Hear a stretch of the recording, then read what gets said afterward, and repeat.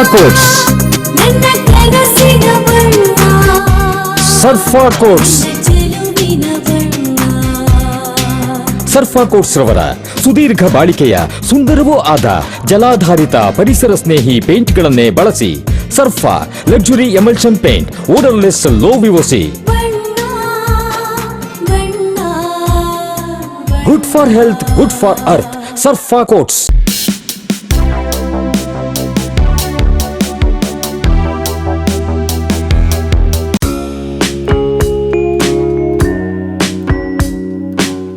ಬ್ರಿಟಿಷರ ಸ್ವಾಗತಕ್ಕೆ ಜನಗಣಮನ ರಾಷ್ಟ್ರಗೀತೆ ಬರೆಯಲಾಗಿತ್ತು ಎಂಬ ಕಾಗೇರಿ ಹೇಳಿಕೆಗೆ ಎಂಎಲ್ಸಿ ಮಂಜುನಾಥ್ ಭಂಡಾರಿ ಆಕ್ರೋಶ ವ್ಯಕ್ತಪಡಿಸಿದರು.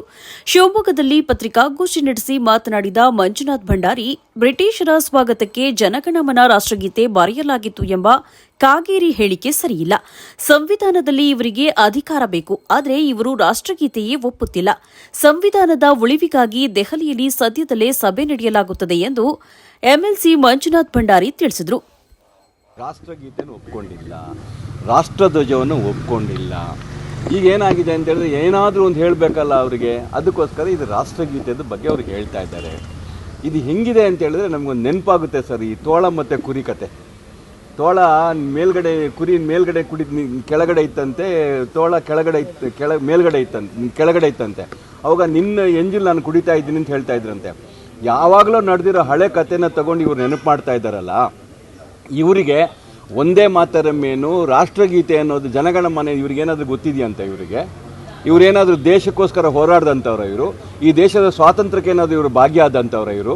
ಸರ್, ಕಾಂಗ್ರೆಸ್ ಪಕ್ಷದ ಸಾವಿರಾರು ಜನ, ಲಕ್ಷಾಂತರ ಜನ ಕಾರ್ಯಕರ್ತರು, ನಾಯಕರು ಈ ದೇಶಕ್ಕೆ ಬಲಿದಾನವನ್ನು ಕೊಟ್ಟು ಈ ದೇಶಕ್ಕೆ ಒಂದು ಸ್ವಾತಂತ್ರ್ಯವನ್ನು ಕೊಟ್ಟಿರೋವಂಥವ್ರು. ಇವತ್ತು ಬಂದು ಆ ಗೀತೆ ಸರಿ ಇಲ್ಲ, ಈ ಗೀತೆ ಸರಿ ಇಲ್ಲ, ನನಗೆ ಯಾವ ನೈತಿಕ ಹಕ್ಕು ಇವರಿಗಿದೆ ಸರ್? ಇವ್ರಿಗೆ ಯಾವ ನೈತಿಕ ಹಕ್ಕಿದೆ ಇದನ್ನೆಲ್ಲ ಹೇಳಲಿಕ್ಕೆ? ಇವ್ರಿಗೆ ರಾಷ್ಟ್ರ ಧ್ವಜವನ್ನು ನಾಗಪುರದಲ್ಲಿ ಅವರ RSS ಕಚೇರಿಯಲ್ಲಿ ಹಾಕಬೇಕಂತೇಳಿ ನೂರಾರು ನೆವಗಳನ್ನು ಹೇಳ್ತಾ ಅಂತ ಬಂದಂಥವ್ರು.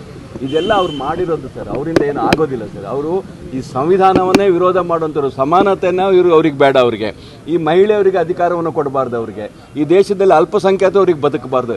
ಇದೆಲ್ಲದನ್ನು ಅವ್ರ ತಲೆಯಲ್ಲಿ ಇರೋದು ಸರ್. ಅವ್ರಿಗೆ ಯಾವುದೋ ಹಳೆಯದನ್ನು ಒಂದು ಇದನ್ನು ಇಟ್ಕೊಂಡು ಅದನ್ನು ತರಬೇಕು ಅಂತ ಮನಸ್ಥಿತಿ ಇರುವಂಥವ್ರು ಸರ್ ಅವರು.